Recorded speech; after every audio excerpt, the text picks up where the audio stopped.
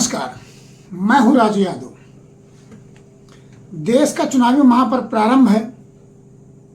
सत्ता की सीढ़ी, दिल्ली की सीढ़ी,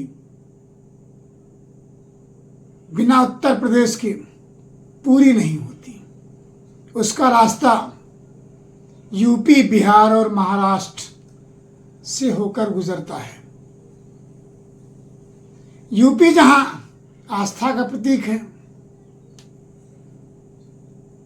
बिहार से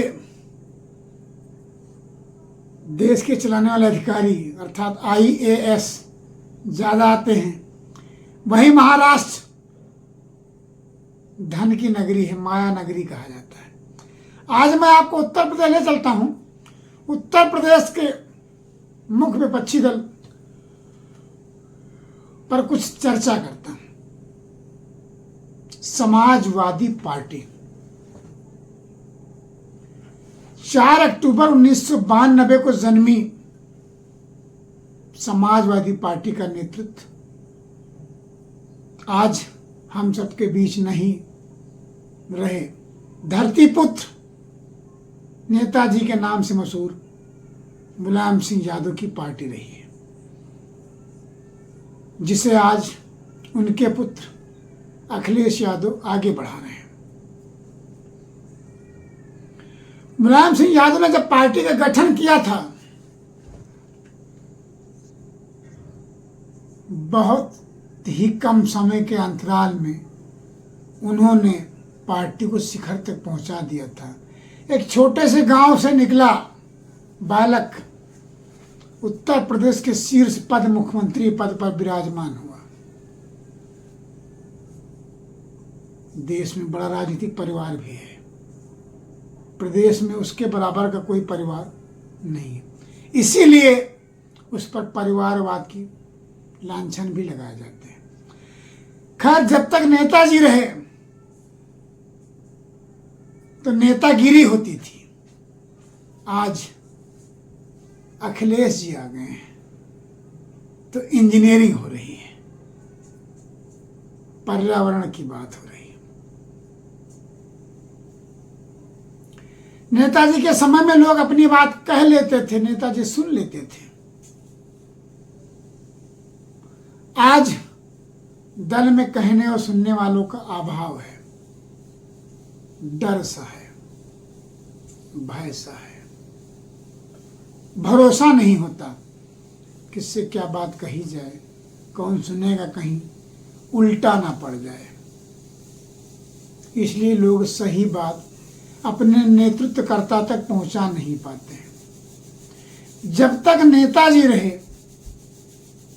पार्टी बढ़ती रही।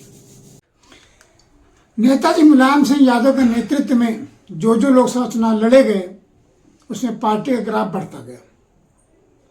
1996 में समाजवादी पार्टी ने लोकसभा का चुनाव लड़ा और 28% से ज्यादा मतदान उसे मिला।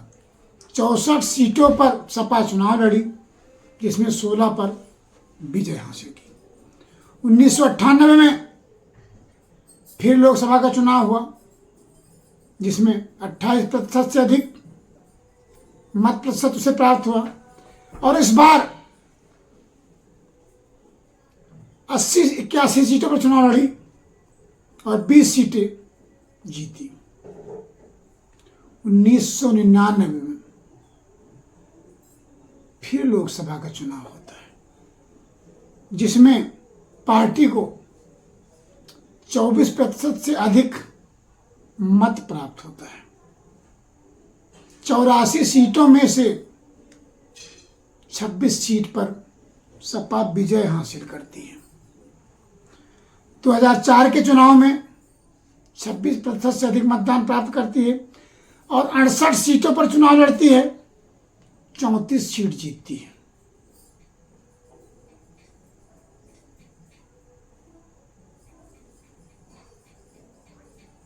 वहीं 2019 के चुनाव में सपा को 23% से अधिक मत प्राप्त होता है और 75 सीटों में से 23 सीट जीत हासिल करती है। 2014 के चुनाव में 22% मत प्राप्त कर 78 सीटों पर चुनाव लड़ती है और 5 पर विजय हासिल करती है। धीरे धीरे उसका मत प्रतिशत कम होता जा रहा है। 2019 के चुनाव में भी समाजवादी पार्टी 37 सीटों पर चुनाव लड़ती है और मात्र 5 सीट पर रह जाती है। उसमें कुछ घटनाएं दुर्घटनाएं होती हैं और 5 में से भी 2 सीट चली जाती है, 3 पर बचती है।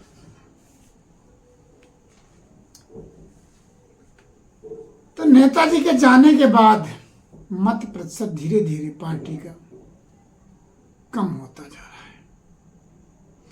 2004 के चुनाव में जब 35 सीट समाजवादी पार्टी जीतती है, वो पीक समय होता है, पार्टी पीक पर होती है, उत्थान पर, लेकिन लगातार धीरे धीरे उसका मत प्रतिशत भी कम होता जाता है और जीतने वालों की संख्या भी कम होती जाती है। इसलिए कहते हैं, बुजुर्ग लोग भी कहते हैं, नेताजी भी कहा करते थे कि राजनीति में हर्जा खर्चा पर्चा चर्चा बहुत जरूरी होता है।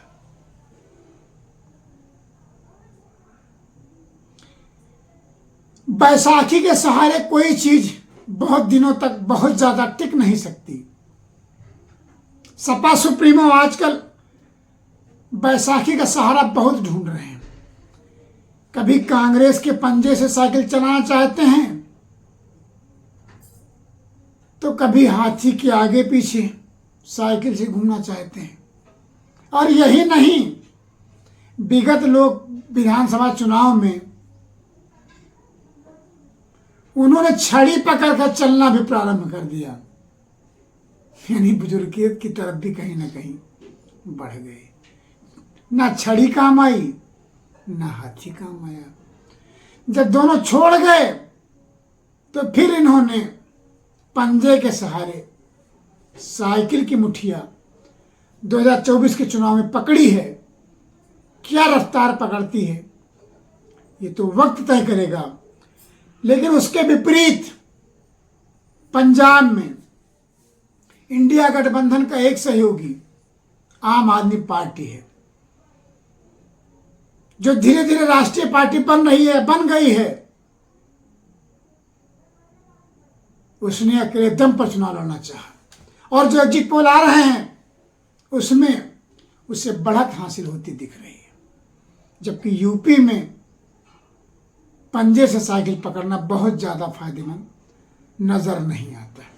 किसी कवि ने कहा है, कोई साथ दे या ना दे, कोई साथ दे या ना दे, खुद से बढ़कर कोई बड़ा हम सफर नहीं होता। खुद से बढ़कर कोई बड़ा हम सफर नहीं होता। अब आपको ले चलते हैं विधानसभा चुनाव की ओर। विधानसभा चुनाव में कैसे कैसे ग्राफ सपा का बढ़ता और घटता रहा। 92 में सपा का गठन होता है, 93 में 256 सीटों पर नेताजी चुनाव लड़ते हैं और 109 सीट पर जीत हासिल करते हैं, सत्ता पर काबिज होते हैं। 1996 में 281 सीटों पर समाजवादी पार्टी चुनाव लड़ती है और 110 सीटों पर जीत दर्ज करती है। 2002 के विधानसभा चुनाव में समाजवादी पार्टी 390 सीटों पर चुनाव लड़ती है और 143 पर विजय हासिल करती है। 2002 में 25% से अधिक मतदान से प्राप्त होता है, मत प्रतिशत प्राप्त होता है। 93 में 17% से अधिक, 96 में 21%, कहीं ना कहीं धीरे धीरे उसका मत प्रतिशत बढ़ता जाता है। 2007 के चुनाव में सपा 393 सीटों पर चुनाव लड़ती है और 97 पर सिमट जाती है, जिसका मत प्रतिशत 25% से अधिक होता है। 2012 के चुनाव में 29% मतों के साथ 401 सीटों पर समाजवादी पार्टी अकेले चुनाव लड़ती है और 224 सीटों पर जीत दर्ज कर, प्रचंड जीत दर्ज कर उत्तर प्रदेश में सरकार बनाती है। लेकिन नेताजी ने चरखा दांव यहीं चला, और नेताजी ने चरखा दांव चलकर अपने पुत्र अखिलेश यादव को प्रदेश का मुखिया बना दिया, मुख्यमंत्री बना दिया। वहीं से पार्टी में कुछ ना कुछ अनबन शुरू हो गई, वहीं से पार्टी में बिखराव भी हुआ, परिवार में भी टकराव हुआ। 2017 के चुनाव में बैसाखी के सहारे ही चुनाव हुआ। 311 सीटों पर सपा चुनाव लड़ती है और मात्र 47 सीट पर जीत दर्ज कर पाती है। वहीं 2022 के चुनाव फिर बैसाखियों के सहारे सपा लड़ती है और 347 सीटों पर चुनाव लड़ती है, महज 111 पर सिमट जाती है। तो जो कभी की बात हमने कही आपसे, बताई आपको कि कोई साथ दे या न दे, खुद से बढ़कर कोई बड़ा हमसफर नहीं होता। खुद के हौसले बुलंद करने होंगे, खुद का वर्चस्व बनाना होगा, खुद की रणनीति तय करनी होगी, तब जाकर आप कहीं पार करेंगे। वहीं भाजपा कभी 2 सीटों पर थी, 200 के पार होती है, उतार चढ़ाव आते हैं, कभी 2 मत के चक्कर में सरकार चली जाती है। आज वही सरकार अपने हौसलों के दम पर 400 पार का नारा देती है। सोच समझ, समझदारी और अनुभव का बड़ा महत्व होता है। राजनीति सोच समझ, समझदारी और अनुभव से होती है।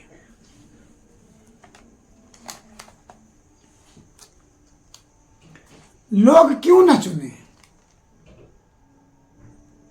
भाजपा आज प्रचंड आत्मविश्वास के साथ आगे बढ़ रही है। मोदी की सादगी पर कोई क्यों न जाए? मोदी की सादगी पर कोई क्यों न जाए? मोदी लड़ते भी हैं और हाथ में तलवार भी नहीं रखते। कोई चुनाव हो, इधर विगत दिनों में देख रहा हूं, सारे चुनाव भाजपा के पिच पर ही जाकर विपक्ष लड़ता है। विपक्ष ने कभी भी विगत 10 वर्षों के चुनाव में भाजपा को अपने पिच पर नहीं ला पाई है। ये भी बड़ी चूक होती है। कभी 2 लड़के आते हैं, कभी 2 युवा आता है, और युवाओं के हाथ में देश की कमान नहीं आती। इसी बात पर अटल जी की मुझे एक बात याद आती है। अटल जी कहा करते थे, छोटे मन से कोई बड़ा नहीं होता, छोटे मन से कोई बड़ा नहीं होता, और टूटे मन से कोई खड़ा नहीं होता।